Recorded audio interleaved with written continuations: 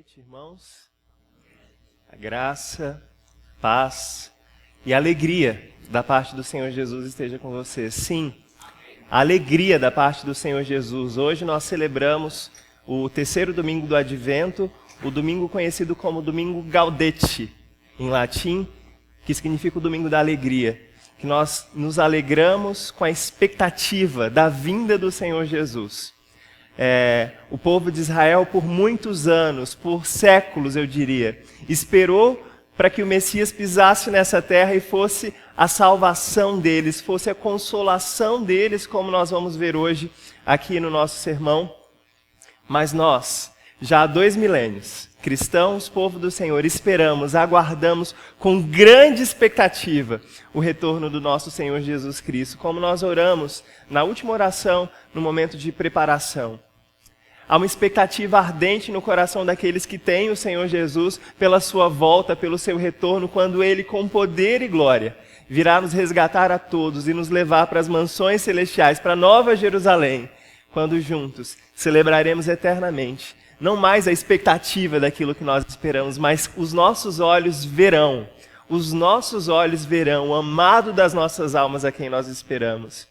É sobre isso que é o Advento e é sobre isso que nós vamos conversar hoje, no terceiro cântico do tempo de celebração que nós temos conversado nessa série Natal, Tempo de Celebração. E nós vamos fazer uma revisão aqui na nossa agenda. Natal, Tempo de Celebração. No dia 1º, o pastor Gustavo compartilhou o Magnificat, que é o Cântico de Maria. No dia 8, semana passada, o Benedictus, o Cântico de Zacarias. E hoje, o Cântico de Simeão. Semana que vem, dia 22, o Cântico da IPJSP.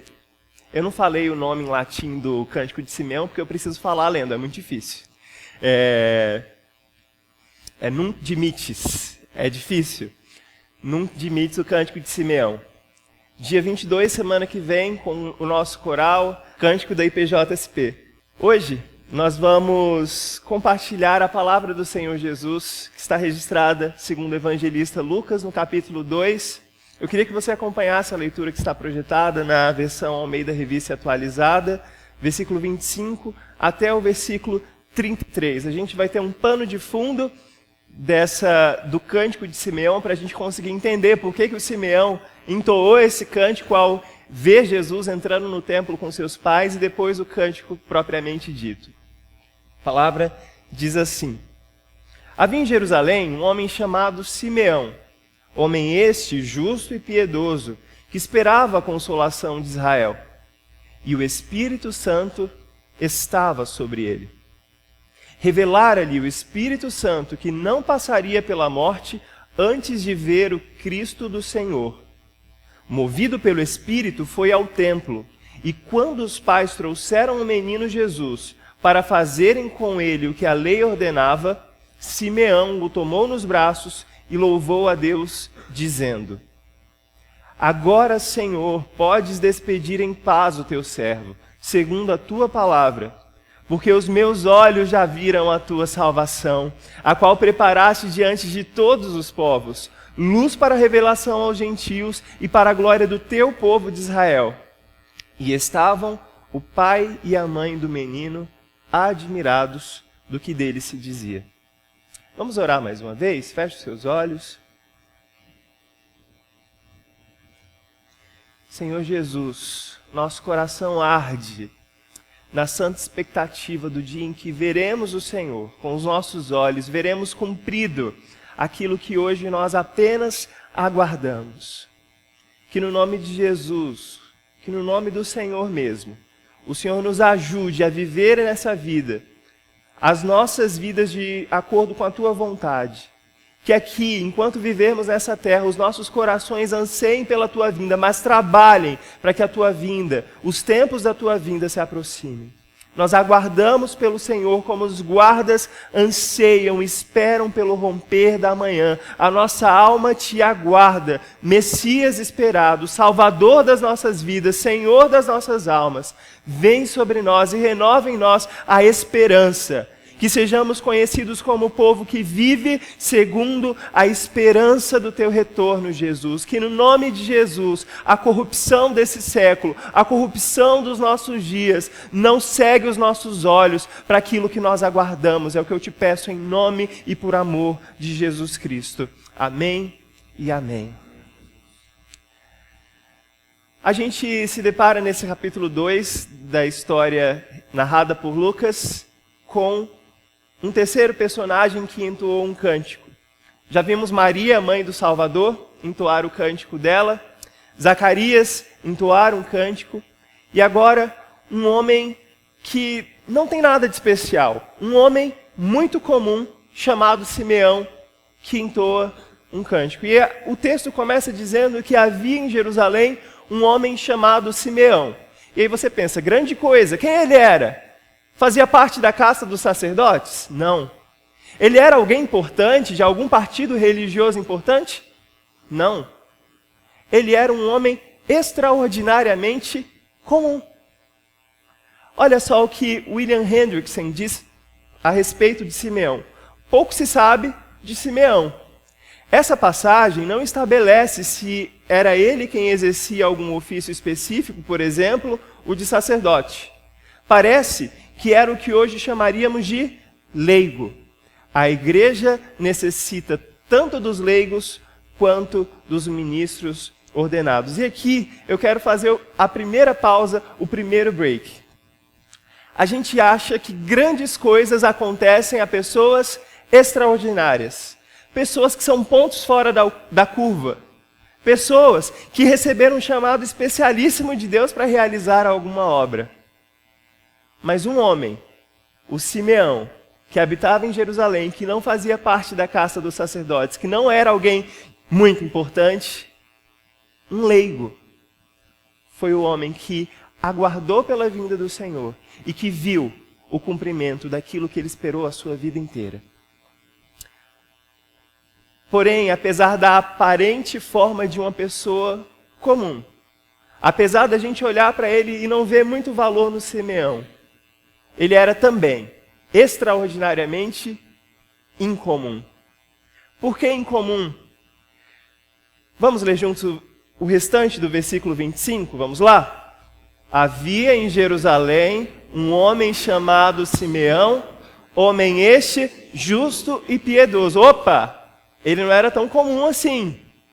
Ele era leigo, ele não fazia parte da elite religiosa, porém, ele se destacava por essas duas características. Ele era justo e piedoso.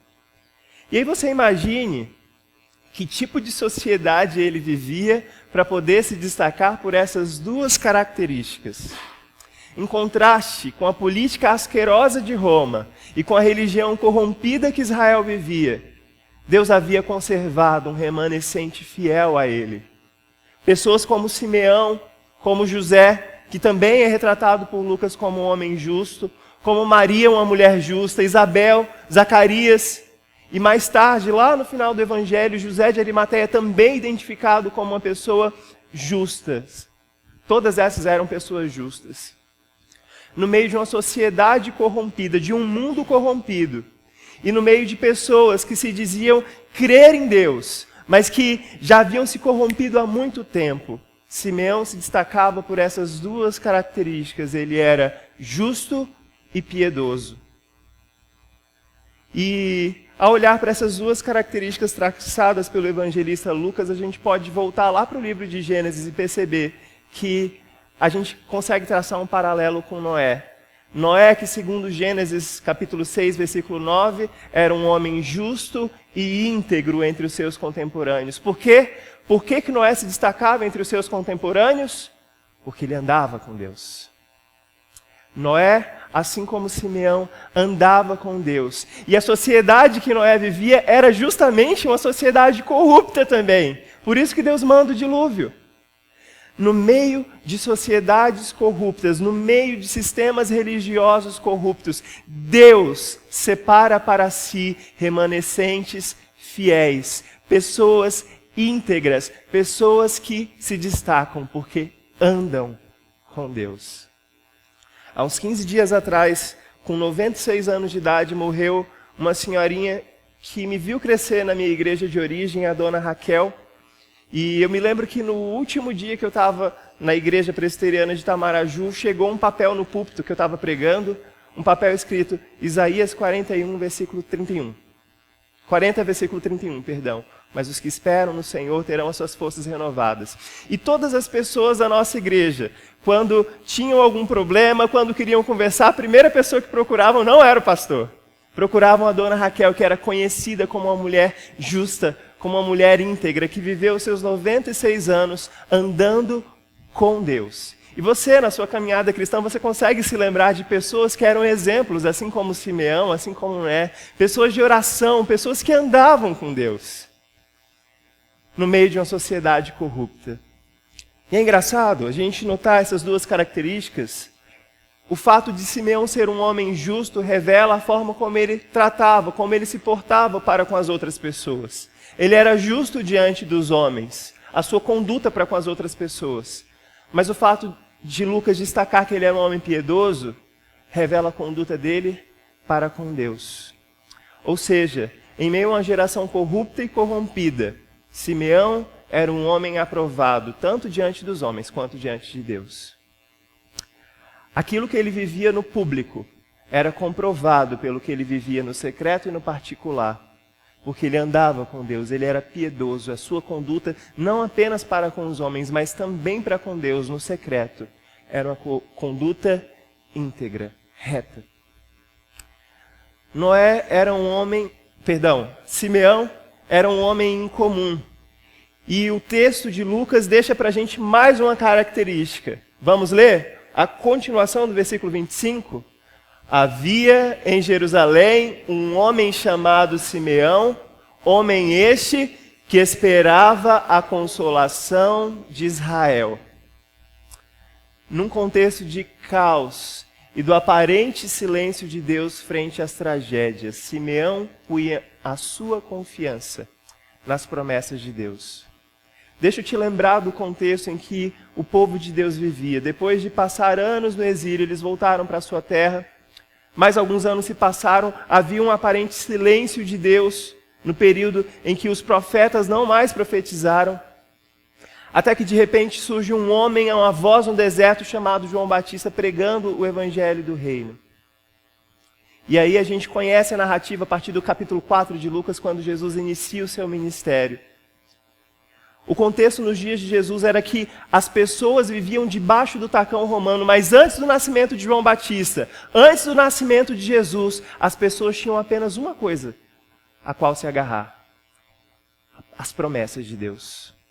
As promessas de que viria um governante da raiz de Davi, enviado pelo próprio Deus para poder libertar o povo da opressão que eles viviam. O tacão romano batia, ardia sobre as costas do povo de Deus. Mas homens justos e piedosos, como Simeão, como Zacarias, como Maria, como José, esperavam, aguardavam a consolação de Israel, frente à tragédia do poderio romano, frente à vergonha de ter o seu reinado destituído. Havia um remanescente fiel que acreditava nas promessas de Deus e confiava nessas promessas. E a gente está vivendo esse tempo, o tempo do advento, em que a gente aguarda, em que a gente espera. Capítulo 11 de Hebreus, na galeria dos heróis da fé, a gente vê que Noé, por muito tempo, construiu a arca e esperou que se cumprisse aquilo que Deus havia falado com ele. Abraão, por muitos anos, esperou que se cumprisse aquilo que Deus havia falado que aconteceria com ele e com sua esposa Sara. No tempo do advento, eu e você somos convidados a renovar a nossa esperança na segunda vinda do Senhor Jesus. Nós somos convidados à espera, nós aguardamos a volta do Senhor Jesus, quando todas as coisas serão colocadas em seu devido lugar. Precisamos crer contra a esperança e aguardar por aquele que é a nossa consolação. E eu coloquei ali, entre parênteses, aguardar a volta do Senhor Jesus, Lucas capítulo 12, porque se você folhear a sua Bíblia, você vai perceber que algumas parábolas são contadas no capítulo 12 de Lucas. A parábola daqueles que esperam pela volta do Senhor. E é engraçado a gente notar que esse verbo no grego, aquele que espera, significa como aqueles guardas que esperam pelo romper da manhã e que de manhã eles precisam se apresentar para o seu superior, para que eles sejam dispensados do seu serviço de sentinela. Era dessa forma que Simeão esperava pela consolação. A gente vai ver daqui a pouco mais um verbo que confirma isso que eu estou falando. Uma espera desesperada para que o meu turno se encerre, para que a minha obrigação de esperar, de aguardar a vinda do Messias se encerre. Simeão aguardava a consolação, o cumprimento daquilo pelo qual ele e todos os homens justos e piedosos de Israel esperavam. Francis Schaeffer, ontem eu recebi essa frase no WhatsApp de um amigo, Francis Schaeffer falando sobre uma característica muito peculiar da nossa geração, e ele falou há muitos anos atrás, décadas atrás, ele disse que a nossa geração está faminta de amor, de beleza, de significado, de moral estável e de lei. A poeira da morte cobre tudo, e como nos dias de Jeremias, há conosco o desejo insatisfeito de um consolador suficiente. Simeão aguardava aquele que seria a consolação de Israel. O povo de Deus vivia dias de trevas. O povo de Deus vivia dias em que a esperança deles estava desgastada, estava desbotada, em que eles não conseguiam vislumbrar um futuro próspero de paz novamente.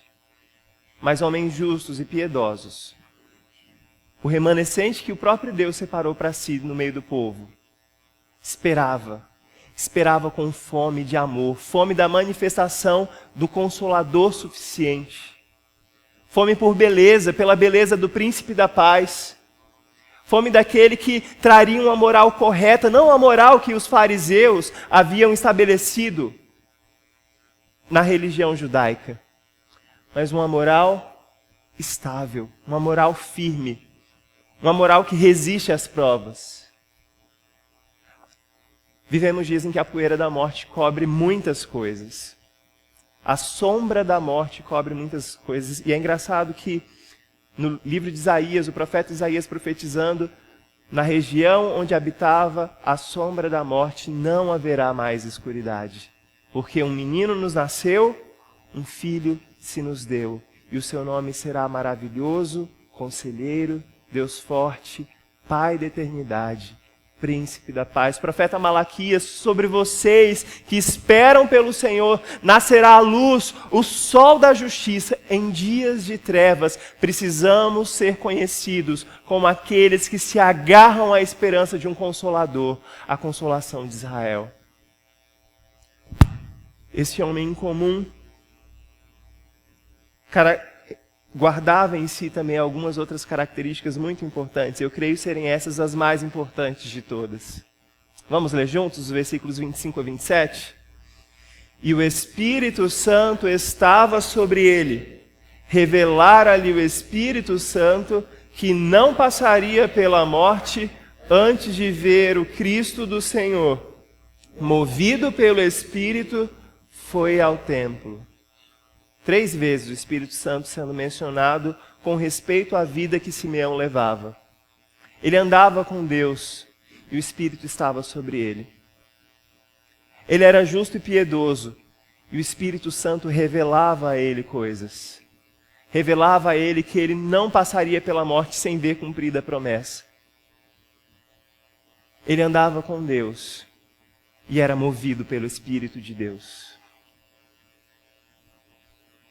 Irmãos, quando eu estava preparando o sermão, eu tive que parar diante dessa realidade. Porque a gente, ao olhar para as pessoas, e às vezes até olhar para a gente mesmo, a gente consegue ver um pouquinho de justiça, um pouquinho de piedade na gente. A gente tenta, a gente se esforça por ser melhor, não é verdade? Mas por mais que às vezes a gente consiga mascarar uma falsa piedade, uma falsa justiça, isso aqui a gente não consegue fabricar. O Espírito Santo estava sobre ele, obra da graça, Antes mesmo que o Espírito descesse em Pentecostes, e a gente está lendo Lucas, que é o escritor, o evangelista que fala sobre isso, sobre o Espírito Santo. Ele escreve posteriormente o livro de Atos, que fala também sobre o Espírito Santo em ação por meio da igreja. Diz que antes mesmo que o Espírito descesse sobre o povo, ele já estava sobre Simeão. Esse Espírito já revelava para Simeão que ele não passaria pela morte, testificava no coração dele, assim como o Espírito que habita dentro de nós pode testificar no nosso coração que somos filhos do Abba. Esse Espírito testificava para Simeão que ele não passaria pela morte sem ver cumprida a promessa pela qual ele esperava. Mas esse Espírito também o movia, o impelia a viver essa vida justa, de estar no templo, de congregar com os irmãos, de orar aguardando pelo Messias. Eu imagino Simeão, durante anos frequentando o templo, as reuniões matinais, as reuniões vespertinas no templo, e olhando aquelas mães que iam no 40º dia depois do parto para darem o seu ritual de purificação, que depois que a mãe tinha o filho, ela era considerada impura pela lei judaica, e no 40º dia aquela mãe entrava com o filho para se purificar. E Simeão olhando aquelas mães entrando e curioso, vendo se não seriam aqueles bebês a consolação de Israel, até que um dia Maria e José entram no templo e ele vê aquilo pelo qual ele aguardou a vida inteira. Simeão era alguém sobre quem o Espírito estava, mesmo antes do Espírito Santo ter descido em Pentecoste, ele já experimentava disso. Simeão era alguém que ouvia o Espírito. Num mundo sem esperança, aqueles que ouvem o Espírito possuem suas forças e esperanças renovadas. Ah, irmãos, como a gente precisa disso. A gente vive em dias que as pessoas estão tão carentes de ter as suas esperanças renovadas. Você pergunta para alguém, pessoa, como foi seu 2019? Ah, foi terrível. Terrível o ano de 2019. E o que você espera para a década que está começando? Vai ser pior. 2020 as coisas vão piorar. Basta ver o preço da carne, como é que está. Paralisação de caminhoneiros em breve, dia 16, começa. Vai piorar. A gente vive dias em que os olhares das pessoas estão embotados quanto ao seu futuro. As pessoas estão sem esperança, mas aqueles que ouvem o Espírito vivem pela esperança. São contagiados pela esperança e têm as suas forças renovadas por esse Espírito que diz, você não vai passar pela morte sem que você veja o cumprimento. Simeão era também alguém movido pelo Espírito. O Espírito o movia onde quer que fosse e, por fim, o conduziu ao momento pelo qual esperara a vida inteira, quando ele viu o Messias entrar no templo com Maria e José. E agora a gente entra no cântico propriamente dito, o Nunc Dimittis. Nunc Dimittis. O cântico de Simeão. E essa expressão em latim, essa expressão que está grifada, podes despedir em paz teu servo. Podes despedir. Era como se Simeão estivesse dizendo, posso morrer agora. Cumpri minha missão. Dever cumprido. Vamos ler juntos os versículos 29 e 30? Agora, Senhor, podes despedir em paz o teu servo, segundo a tua palavra, porque os meus olhos já viram a tua salvação. Vocês lembram que eu falei sobre a espera de Simeão ser uma espera parecida com a espera do guarda? Do sentinela que se apresenta para o seu superior e espera pela dispensa? Aqui, quando Simeão diz, agora sim, Senhor, eu cumpri o meu dever. Eu passei a noite inteira esperando pelo raiar do novo dia. E agora os meus olhos já viram o raiar do sol da justiça. Pode me despedir. É uma linguagem militar. Pode me despedir, eu cumpri o meu dever. Eu esperei e agora os meus olhos viram. Pode me mandar para o Senhor mesmo. Pode me fazer cair duro aqui agora, Senhor. Despede em paz teu servo, segundo a tua palavra. Porque tudo que eu precisava fazer era ver o Salvador. E os meus olhos já viram, já contemplaram isso. A sensação de um dever cumprido e de que finalmente ele havia alcançado a grandiosa bênção pela qual esperava a vida toda. E aí eu te pergunto, A visão do Messias que já chegou sobre a sua vida te faz sentir assim? Pelo que você espera na sua vida? O que você ainda está esperando? Os seus olhos brilham pelo quê? Nesse final de ano que a gente é convidado também a fazer um balanço, a rever as nossas prioridades, a rever as nossas metas, os nossos desejos, os nossos sonhos. Pelo que você tem vivido? O que te faria tão satisfeito a ponto de dizer a Deus, finalmente, Senhor, eu posso morrer em paz. Eu sei que ninguém aqui quer morrer logo, tão em breve, mas o que se você visse cumprido na sua vida, você poderia falar, Deus, agora pode me levar em paz, eu não preciso ver mais nada dessa vida. Uma conquista profissional? É por isso que você tem esperado a sua vida inteira? É isso que os seus olhos querem ver cumprido? Uma conquista acadêmica para você, para os seus filhos, ver eles com um mestrado, doutorado, formados na faculdade, na universidade? Uma conquista familiar, aquilo pelo qual a sua família luta há tempos? O carro, a casa, aquela viagem dos sonhos? Você tem certeza que só depois de ver isso cumprido na sua vida que você vai poder falar, agora pode despedir em paz o teu servo? A salvação de um ente querido, e aí a gente começa a colocar um ar mais piedoso, né, na nossa lista de desejos. Eu poderia ir em paz quando eu visse a salvação de um ente querido. Meus irmãos e minhas irmãs, sim, essas são coisas legítimas para se esperar. Porém, se o nosso coração não desejar muito mais do que isso, ver o nosso Senhor, ver o nosso Consolador, aquele que é a nossa consolação. Se o meu coração não pular de desejo, não arder de desejo, por ver o cumprimento da promessa do Senhor de que quando fecharmos os nossos olhos aqui, abriremos os nossos olhos na eternidade e veremos o Senhor e para sempre adoraremos o nome dele. Se o nosso desejo, se a nossa esperança se resume apenas a essas coisas, como diria o escritor bíblico, somos os mais miseráveis de todos os homens. O que eu quero dizer aqui para você é que não é para você deixar de desejar essas coisas. Mas o seu desejo por ver o seu Redentor, a sua consolação precisa ser muito maior. No mundo que é movido por todas essas coisas, a gente vai se distinguir à medida em que a gente desejar a Cristo e a sua luz brilhando sobre nós mais do que qualquer outra coisa. O que te faria tão satisfeito a ponto de você falar, Senhor, pode me levar agora? Agora! Eu estaria feliz porque eu estaria nos braços do meu Redentor. A nossa maior alegria é ver manifestada, cumprida em nossa vida, a chegada do Messias, a consolação de nossas vidas, a resposta para todos os nossos anseios. Tudo na vida de Simeão apontava para Cristo, para o Messias. Assim também deve ser conosco. Não apontando para coisas materiais, não apontando para conquistas dessa terra. A vida de Simeão, e eu apresentei Simeão aqui não como o herói da nossa história, mas como alguém que esperava pelo herói. Alguém que esperou a vida inteira pela chegada do herói. Tudo na nossa vida precisa apontar para Cristo. Todos os nossos desejos por conquistas precisam apontar para Cristo e para a sua glória. Vamos ler os versículos 29 e 30?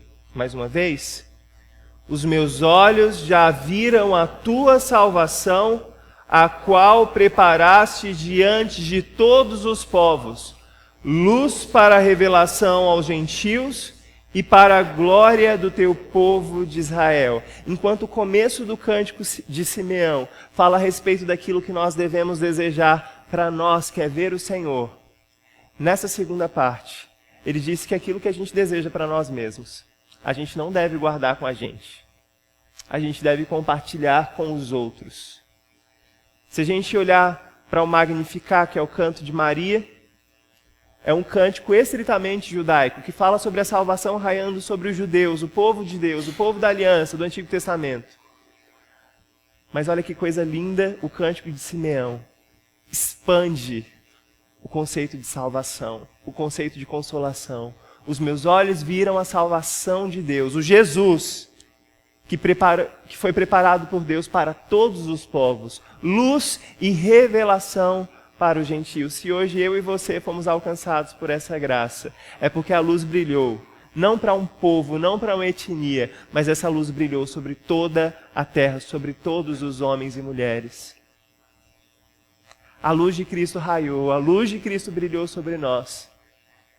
Enquanto o cântico de Maria era estritamente judaico, o cântico de Simeão estende a promessa de salvação a todas as nações, povos e raças. Esse texto, o cântico de Simeão, nos desafia a missão que nós temos. Talvez a nação que precisa ver brilhar a luz do Senhor Jesus é o seu vizinho.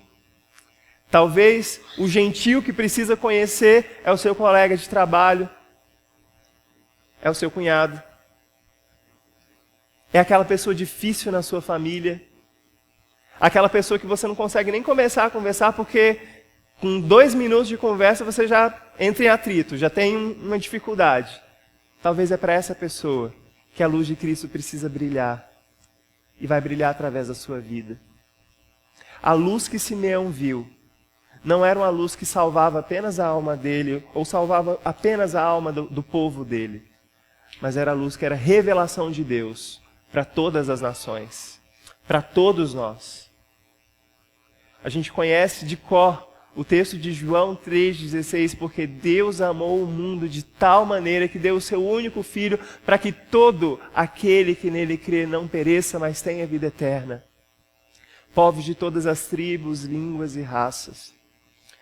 O pastor e o Sebastião foram no mês de maio para o Congresso da CEPAL. No mês de maio foram ao Congresso da CEPAL e lá eles ouviram o pastor Ziel Machado, um pastor metodista, comentando sobre a cruz vazia e o trono ocupado. A gente está na época de Natal. A manjedoura está vazia, a cruz está vazia, o túmulo está vazio. Mas existe um Jesus que reina sobre o trono. E esse trono governa sobre todas as nações. E todas as nações um dia se prostrarão diante desse Jesus. Luz para o gentio, luz para todas as nações que brilhou a partir de Israel. Esse Jesus precisa brilhar sobre os gentios. E os gentios precisam reconhecer que no trono do universo está ocupado. No trono do universo existe um rei que reina. O Senhor Jesus, luz para todos os gentios e para todos os povos. O que nós vamos levar para casa é uma oração que eu gostaria que você fizesse comigo aqui, mas que você levasse também para lá durante a semana e repetir durante a semana. Vamos orar juntos? Senhor Jesus, incendeia o meu coração com um desejo pela tua volta, que o meu viver e tudo que eu fizer aponte para a tua vida e obra, que as pessoas à minha volta e todas as nações conheçam a tua glória através de mim. Amém. Amém. Amém. Incendeia o meu coração com desejo pela tua volta, Senhor Jesus. Que o meu viver aponte para Cristo, não aponte para mim mesmo. Que todas as nações conheçam a tua glória. É por isso que Simeão viveu. E ele viu diante dos seus olhos cumprido aquilo pelo que ele esperou. Pelo que você tem vivido, pelo que você tem aguardado, pelo que você tem ansiado. A minha oração é que o Senhor atenda e que através de você, o seu vizinho, o seu parente, os seus filhos, a sua descendência, veja Cristo. Que a luz de Cristo brilhe em todos os lugares por onde você for, como nós cantamos. Para a glória do Senhor Jesus.